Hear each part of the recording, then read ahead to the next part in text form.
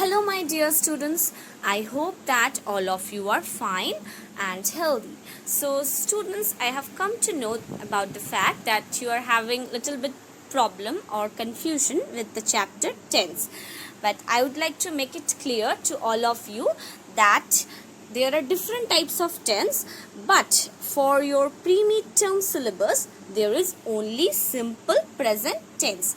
So, you need to know the basic things about tense. You need not to be bothered about all the types of tenses. You only need to know about simple present tense. So, in this video, we will learn simple present tense in detail, and the other types of tenses like past tense, future tense, those things we will just get a general idea about those past tense, future tense, or the continuous tense, present continuous or past continuous. These things we will just get a general idea, but for your pre-midterm syllabus, only simple present tense we need to learn in detail. So, what is a tense? Before going to the definition of tense, you need to know one thing, that there is a very close relationship between time and tense. So, what is the time then? Time is the concept which is related with our perception of reality. Yes, in the real world, in the real life, time is very important, and that's why it is related with our perception of reality. And tense belongs to the grammatical category which is marked by verb. Tense belongs to the grammatical category which is marked by verb and expresses when an action or event happens in the flow of time. So, you can understand that time and tense is closely related, as tense expresses when an action happened, happens, or will happen. So, we will learn the definition of tense. The word tense is derived from the Latin word tempus, which means time. Derived, the meaning of the word derived is taken away. So, the word tense is taken away from the Latin word tempus, which means time. So, the definition of tense is the form in which a verb is used to express when an action is, when an action was, or when an action will be performed. Like present, past, future. When an action is, if past then was, and if future then will. So, based on time frame, that is when the action is taking place, we can divide or categorize tense into three types: present tense, past tense, and future tense. But students, we will only get a general idea about past tense and future tense only for this term only. In the midterm, post midterm, or for your final exam, we will learn past and future and all those categories in detail. But for this term only, the midterm, we need to learn about simple present tense in detail. So, here you can see the picture. In this picture, you can see present tense denotes today. The children play. So, the action happens today or every day. Past tense denotes yesterday. Sam played blocks. The action that is done in the past. And future tense denotes tomorrow. So, she will play with her doll. So, the action will be done in the future. So, you can understand the present, past, and future tense. Present tense means the action which is happening right now or today or every day. Past means already happened, that action, already happened that action. And future tense means your what will happen in the near future. So, I hope that I have made it clear to all of you. Present, past, and future. Now, for each tense like present, past, and future, 4 subdivisions are there. Like for present tense, if I say simple present tense, present continuous, present perfect continuous, simple past tense, past continuous, past perfect continuous, or simple future tense, future continuous, future perfect tense, future perfect continuous, like that. So simple past, if I say the action is simply mentioned and understood to have taken place in the past, and past continuous means the action was ongoing till a certain time in the past. Simple future tense is used when we plan or make a decision to do something and nothing is said about the time in the future. And future continuous is used to express action at a particular moment in the future. So past and future I have said, but you need not to be bothered about past and future for this term only, and I will discuss present tense later in the video in detail. So here you will get the complete idea or the entire types of tense as well, with the divisions and subdivisions also.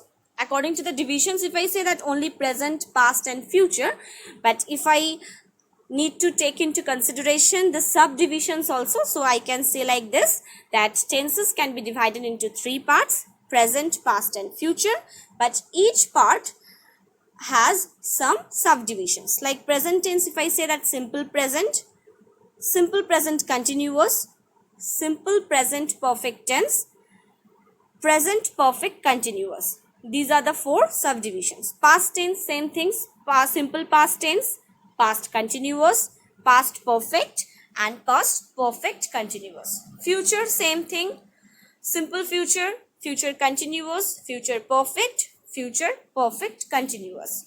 One example I am going to describe or saying, I am going to tell you. Past, for past I studied, or you need not to be bothered about those examples. You need to only know about the entire category, only for your general knowledge. In the for the lateral exam or for midterm or post midterm, I shall explain again all those things in detail. So simple present tense. The simple present tense is used to describe habits, unchanging situations, that means the situations that are not under your control, general truths or universal truths, and fixed arrangements. Plus sign, here plus sign denotes affirmative sentences or positive sentences or yes type sentences. Minus sign will denote you negative sentences or no type sentences, and interrogative means question. And here you will also get how to form the simple present tense, or what is the rule for forming. For affirmative or positive, you have to form it like that, that subject plus v1 as per the subject S or yes plus object, like I run very fast. Okay, now uses. When to use simple present tense, as I have said that I shall explain simple present tense in detail. Regular habits or daily routine. Use the simple present tense to express the idea that an action is repeated or usual. The action can be a habit, a hobby, a daily event, or something that often happens. For example, I play soccer. The school opens every morning at 7 a.m. He always forgets her bag. Every 12 months, the earth circles the sun. So you can understand that we use simple present tense to describe regular habits or daily routine. And students, you need not to be bothered about all those things. Only you need to learn the simple present tense. The entire category we will learn later for the post midterm or midterm or for the final exam. So this is number 1 rule. Then we are going to learn 2 number rule. Facts or generalization. The simple present tense or simple present can also indicate the speaker believes that a fact was true before, is true now, and will be true in the future also, like general truths. It is not important if the speaker is correct about the fact or not. It is also used to make generalizations about people or things, like cats like milk. Okay, windows are not made of wood. So here you can see that Caracas is the capital of Venezuela. Here you can see that the simple present tense can also indicate that the speaker believes that like here I am speaking, so I am the speaker and I am telling that cats like milk. So this is my general belief. I am believing this fact that yes, cats like milk. So this is the general truth. And I believe that it is my belief that I believe that cats like milk. It will be same as now in the present. It was same in the past also, and it will be just as same in the future also. Number 3 rule. Scheduled events in the near future. Speakers occasionally use simple present to talk about scheduled events in the near future. This is most commonly done when talking about public transportation, but it can be used with other scheduled events as well. Yes. So speakers means one who is speaking. So speakers use simple present tense to talk about the scheduled event. Scheduled events means the events that you have already planned. Scheduled events means the events that you have already planned. So the bus leaves tonight at 6 p.m. So the bus leaves tonight at 6 p.m. That or this event has already been planned by someone. So that's why it is called scheduled events. And in order to describe scheduled events, you need to use simple present tense. When do we board the plane? The party starts at 8 o'clock. The party starts at 8 o'clock. This one will also belong to the category of simple present tense or belong to the category of scheduled event.